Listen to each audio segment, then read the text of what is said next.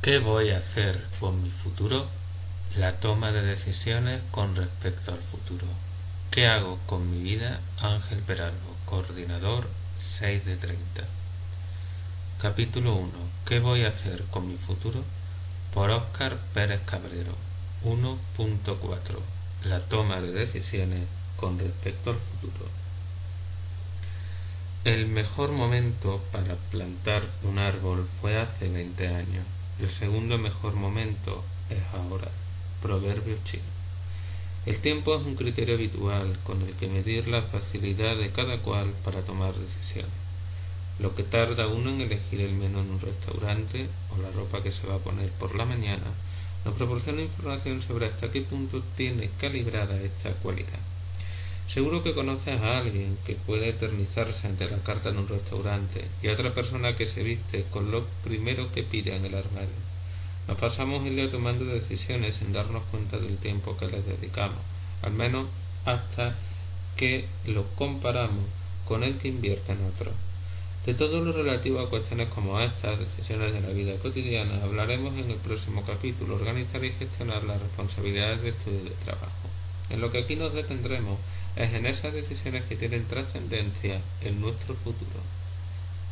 Hemos visto ya la historia de varias personas en las que su futuro se materializaba a partir de decisiones. En lo que no nos hemos detenido tanto es en la dificultad que supone a veces enfrentarse a ella. En 1999 se estrenó una película muy apropiada para hablar de esto. Me refiero a El Dilema de Michael Mann, protagonizada por Russell Crowe y Al Pacino, The Insider en la versión original, El Informante en Hispanoamérica. Muy apropiada porque apunta directamente al asunto que nos ocupa, puesto que describe la decisión a la que se enfrenta uno de sus protagonistas, Siegfried Weaving, que va a condicionar su vida y la de su familia. Aquí el dilema que se presenta es moral, pues tiene la posibilidad de seguir con su vida resuelta o de denunciar un peligro sanitario que había descubierto en la industria para la que trabajaba, la del tabaco. Weaving tenía que elegir entre ser cómplice de un riesgo para los fumadores o enfrentarse públicamente a una poderosa compañía que iba a tomar represalias contra él y su familia. Ninguno de sus escenarios le iba a permitir conciliar el sueño por las noches. La vida nos expone a menudo a situaciones así en las que ninguna de las opciones está exenta de sacrificio o ninguna es claramente la correcta. Evitar decisiones difíciles. Cuando afectan a nuestro futuro, los dilemas suscitan el mayor de los respetos. No se suelen afrontar a la ligera y en algunos casos incluso se evitan o se posponen. Pero cuidado con esto último porque puede terminar uno como el asno de Buridán. El asno de Buridán es un argumento de reducción al absurdo que critica la posibilidad de tomar toda decisión según criterios racionales. Plantea que ante dos montones de heno idénticos colocados a la misma distancia, un asno terminaría muriendo de hambre ante la imposibilidad de decantarse por uno u otro. Como habrás podido intuir, este ejemplo es tramposo porque nos plantea lo que podríamos llamar una falsa dicotomía, es decir, una situación en la que aparentemente todo se reduce a dos alternativas, cuando en realidad hay tres: comer del primer montón, del segundo o morir de inanición. Si bien las dos primeras pueden ser igualmente válidas, desde luego que la tercera es la peor de las opciones. En lo que respecta a las decisiones sobre el futuro, el peligro reside precisamente en eso: evitar tomarlas a menudo acarrea consecuencias desastrosas. Por ejemplo, que alguna de las opciones se fume antes de que seas tú quien la haya descartado en conciencia. Da dudas entre matricularte en una carrera u otra, se pasa el plazo y pierdes un año. No te decides entre dos pisos que te han gustado y otros inquilinos se te adelantan. Te surge una oportunidad laboral y al final se te escapa porque no has sabido aceptarla o rechazarla a tiempo. Sí, definitivamente lo de evitar tomar decisiones, por mucho que nos alivie a corto plazo, resulta una mala estrategia si ponemos la vista en el futuro. ¿Cómo tomar decisiones? Si bien cada caso merece ser abordado de manera individual, a continuación se propone un método general que te ayudará a despejar dudas y tomar decisiones incluso en los momentos más críticos. Escribe las opciones entre las que puedes decidir.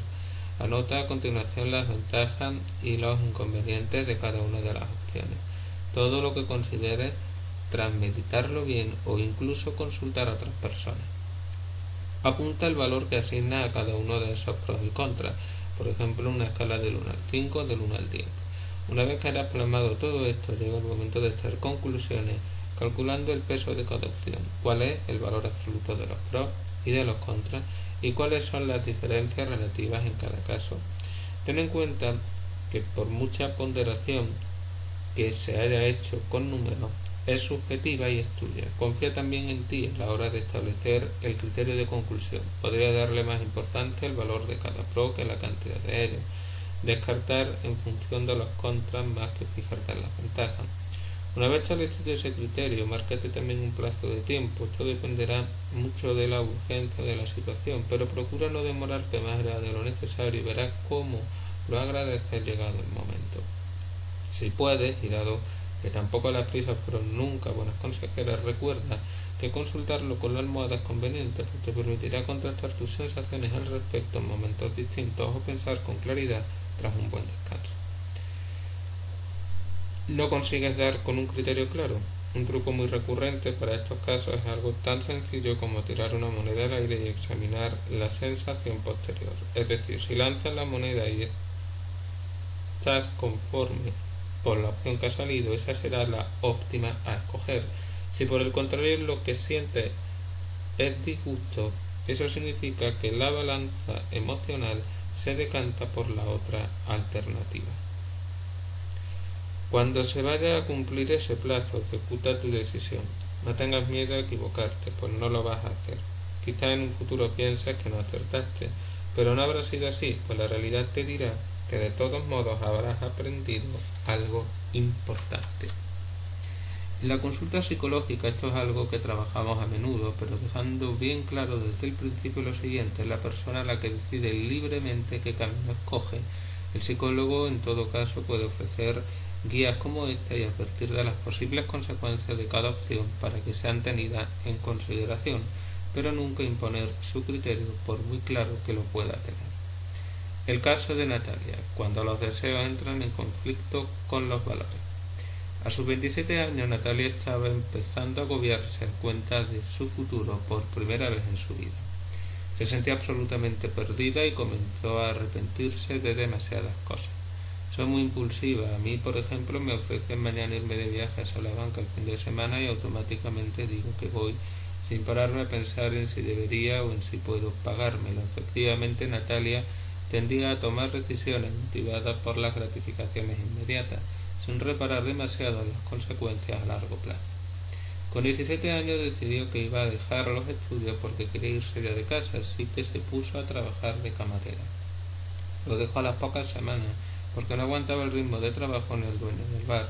Después estuvo encadenando trabajo como azafata a través de una ETT, empresa de trabajo temporal, y desde ahí dio el salto a una tienda de ropa de una importante cadena. Fue así como consiguió cumplir con su deseo de emanciparse, pues a los pocos meses de estar allí le hicieron un contrato indefinido y con lo que ganaba pudo irse de casa de sus padres y alquilar una habitación. Tras 5 años así empezaron los problemas, pues se mudó con unas amigas a un piso más caro, algo que le ilusionaba mucho, pero entonces se vio obligada a renunciar a algunos gastos. Siempre me había quejado de que ganaba poco, pero en esa época es que además me lo monté muy mal. Con mis amigas estaba genial en el piso, salíamos mucho de fiesta, pero no ahorraba nada, y cuando llegaban las vacaciones no podía irme de viaje. Tampoco podía permitirme comprar un coche de segunda mano, después de lo que me había gastado en sacarme el carnet.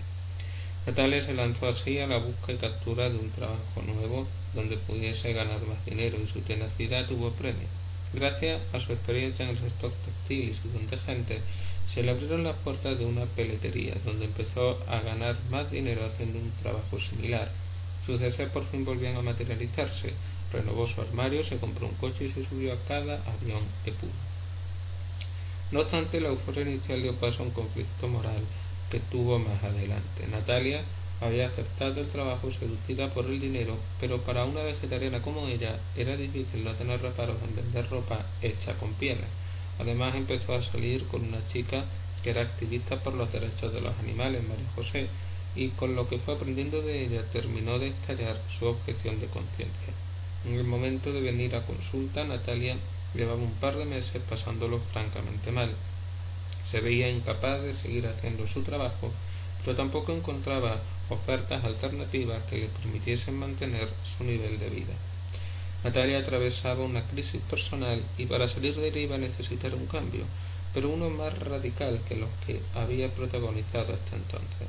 Estaba endeudada, por lo que dejar el trabajo no era una opción tan sencilla, a menos que, entre otras cosas, empeñase su coche, pero eso iba a ser un mal negocio. Sus padres podían ayudarla económicamente, pero tampoco se sentía cómoda con esa idea. Parecía que las únicas opciones que tenía eran o bien renunciar a comodidades que deseaba mucho y que le habían costado mucho esfuerzo, o bien renunciar a unos principios que estaban creciendo en ella. A la hora de llevar a cabo el proceso de toma de decisiones, que es en los que nos vamos a centrar aquí, el punto más determinante fue precisamente el primero, el del planteamiento de opción. Y es que en muchos casos este es el más difícil, pues cuesta ver más allá del drama que se atraviesa.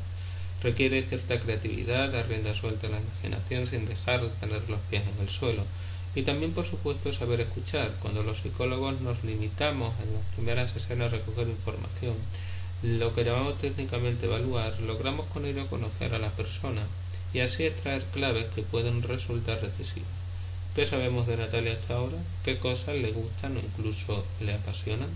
¿Dónde te la imaginas siendo feliz con lo que hace? Puede que hayas pensado en un cambio dentro del mismo sector textil, pero recuerda que no encontraba ofertas que colmasen sus aspiraciones económicas. ¿Has pensado alguna vez en dedicarte a algo relacionado con los animales? Natalia nunca se había detenido a considerar opciones dentro de ese mundillo, por lo que fue una de las tareas que se le pidieron en consulta para esbozar posibilidades. Al final encontró su vocación en la peluquería canina, pues la formación era asequible y podía compaginarla con el trabajo. Simultanear la peletería con su plan de futuro no le encantaba, pero se le hacía más llevadero porque lo veía como un sacrificio necesario para dedicar el resto de su vida al servicio de las mascotas. Una vez formada y colocada en el sector de la peluquería canina, experimentó una bajada de ingresos a corto plazo, pero la satisfacción personal lo compensaba. Tendré que dejar de comprar mi ropa por una temporada, pero bien lo merece esta liberación que siento. Eso a corto plazo, porque a largo plazo las perspectivas eran otras. Por primera vez he hecho planes de futuro más allá de lo inmediato. Tengo la ilusión de poder llevar mi propio negocio de peluquería canina cuando vaya aprendiendo más del oficio y así ganar más dinero. No sabes lo agradecida que estoy por haber dado este paso. Es un trabajo muy sacrificado, pero me encanta, se me da muy bien. El caso de Carlos, cuando se demora el momento de independizarse. Carlos solicitó nuestra ayuda después de pensárselo mucho tiempo, de no ver nunca el momento ni encontrar las ganas. Decía tener un problema anímico que no se atrevía a etiquetar y que su madre temía que fuese una depresión. No había ocurrido nada significativo en su vida que le hiciese explicárselo. Ni una ruptura, ni un fallecimiento, ni un problema laboral, nada. Sin embargo, llevaba así desde hacía más de un año, ni me acuerdo ya. Fue poco a poco, estaba apático y le costaba disfrutar de cosas que siempre le habían gustado. Es como si hubiesen perdido el sabor, decía. Tenía 32 años y vocación de reportero gráfico, por lo que se ganaba la vida como fotógrafo freelance, autónomo. Era graduado en periodismo y comunicación audiovisual y había hecho un posgrado para especializarse en lo suyo, así como varios cursos para mejorar sus destrezas y establecer contactos. Llevaba años creciendo, aunque de una manera inestable, sin unos ingresos fijos, pero que le permitían cubrir sus gastos, incluso los viajes que tanto le gustaba hacer. Sin embargo, no se había independizado aún y era visible que esto lo acomplejaba.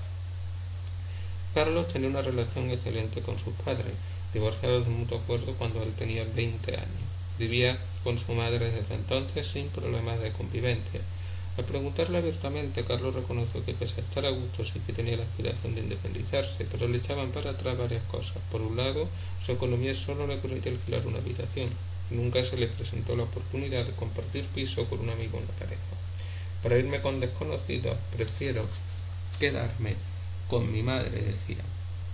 Por otro lado, tenía que perder las comodidades que supone vivir con ella y dejar de disponer de un dinero que bien podría ahorrar o gastar en viajes, una de sus pasiones. Además de todo esto, echaba para atrás también el sentimiento de culpa, la sensación de que dejaría sola a su madre. Según la encuesta continua de hogares, ECH, del INE realizada en 2019, el 52,8% de los jóvenes en España de entre 25 y 29 años vivían con sus padres o con alguno de ellos.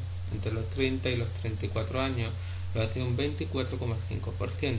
Eurostat estimated average age of young people living the parental household by sex, actualización a 21 de abril de 2020, recuperada de https://ec.europa.eu/products-datasets/y mayúscula t mayúscula h mayúscula -demo-030 estima en 29 años y medio la media de edad con la que la juventud española se independizaba en 2019, casi 4 años superior a la media de la Unión Europea. Unos datos que no han hecho sin aumentar en el último lustro y que, según un estudio de la Fundación BBVA, F. Pérez García, director, J. Aldaz Manzano, J. M. Peirosilla, L. Serrano Martínez, V. Mirabelles Pérez, A. Soler Guillén e I. Zaera Cuadrado, Itinerario de inserción laboral y factores determinantes de la empleabilidad, formación universitaria versus entorno, Fundación BBVA 2018, de 2018 se explica por factores relacionados con el mercado de trabajo, el nivel de formación alcanzado o las condiciones de accesibilidad a la vivienda, además de factores culturales. ¿De dónde le venía entonces la aspiración de emanciparse si parecían todos pegas? Para Carlos era una cuestión de momento vital, casi de presión social, se atrevía a decir. Todos sus amigos, incluso los más jóvenes, vivían independizados, y él empezaba a sentirse no ya rezagado, sino desubicado en ciertas conversaciones. Por otra parte, vivir con su madre no le facilitaba en absoluto la posibilidad de disponer de intimidad con sus ligas, y encima le hacía sentirse acomplejado, por lo que en más de una ocasión se dedicó a mentir para aparentar otra cosa. Para Carlos, lo de emanciparse tenía más trascendencia que el mero hecho de firmar un contrato o pagarse las facturas. Era algo así como el elefante en la habitación, una obviedad a la que no prestaba atención y que sin embargo explicaba en gran medida su problema. Seguir en el domicilio familiar lo limitaba en su desarrollo como persona, y tanto era así que había llegado a un punto en su vida en el que carecía de nuevas metas, de propósito. Había entrado en una espiral perniciosa en la que no se veía mudándose hasta que no encontrase a una pareja con la que hacerlo, pero tampoco se veía encontrando pareja hasta que no se independizase. Con Carlos el trabajo se enfocó en diversas áreas, como el terreno amoroso o su situación laboral. Sin entrar en detalles al respecto, sí puedo decir que al final todos sus problemas convergían en la necesidad de enfrentarse a la decisión de irse de casa. Todos estaban salpicados de un modo u otro por este factor. Esperar a que el amor llamase a su puerta no podía ser su plan de vida. Conformarse con el trabajo que le iba saliendo era algo que solo puede permitirse bajo el paraguas familiar, cuando tiene a su alcance vías aún por explorar. Se limitaba, por tanto, la solución del problema a la decisión de independizarse en absoluto. Para llegar hasta ahí el trabajo de toma de decisiones fue mucho más ramificado. No fue una sola, sino varias las decisiones que implicaban poder dar un salto así en su vida. En el caso anterior, el de Natalia, veíamos cómo la clave estuvo en las opciones que podía plantearse. Bien, por lo interesante del caso de Carlos, que aquí nos remontamos a algo anterior, incluso a las preguntas que debía hacerse. A continuación se resumen esas preguntas que terminaron marcando el camino. Voy a limitarme a hacer los trabajos que más me gustan u otros que me aseguren mayores ingresos. Carlos tenía posibilidades dentro del mundo de la comunicación, más allá de la prensa, que estaba descartando pese a sus mejores condiciones. Voy a convivir con mi madre hasta el fin de sus días, o asumiré que tocará superar ese duelo. Sería un aprendizaje para ambos. Voy a planificar mi vida en función de algo que no depende solo de mí, como es tener una pareja estable, o voy a hacer mis planes e invitar a sumarse a quien encuentre en el camino. Necesitaba cortarle la cabeza de una vez por todas a esa pescadilla que se mordía la cola. Nótese que aquí estamos hablando de un caso particular, el de Carlos, y que estas preguntas no pretenden en ningún caso ser un recetario general, sino las cuestiones pertinentes para una circunstancia muy concreta. Ojalá eso sí pueda funcionarte como inspiración, sin perder de vista todo lo que habíamos hablado anteriormente sobre las expectativas. Al final, Carlos terminó dando un giro a su vida profesional que le permitió alquilar un apartamento para él solo y que estaba muy cerca de su nueva oficina. Esto le hizo sentirse realizado, además de satisfecho con su independencia y sus nuevas comodidades. Recaló en una agencia de comunicación con buen ambiente laboral, donde conoció gente de su edad, lo que le hizo disfrutar del cambio y además le dio un impulso extra a su vida social. Con su madre no perdió el contacto, y de ello daba cuenta lo que él llamaba entre risas el tráfico de tuppers que iniciaron. Como decía él mismo, ha sido cuestión de cambiar un par de cosas y mi vida da un giro de 180 grados. Hasta mi madre, que al principio lo sufrió un poco, ha visto que he recuperado la sonrisa y no me ha puesto ninguna pega, al contrario. A modo de resumen, a la hora de tomar una decisión trascendental para tu futuro, ves sin prisa pero sin pausa, no la demores más de lo necesario. Ayúdate del modelo que hemos desglosado en este capítulo, en el que nos planteamos opciones y los diferentes pros y contras de cada una. Ten en cuenta que tus opciones pueden ser más de las que crees. Estudiarlas con calma o preguntar a otras personas puede arrojar mucha luz al respecto. Asegúrate de estar planteándote las preguntas correctas.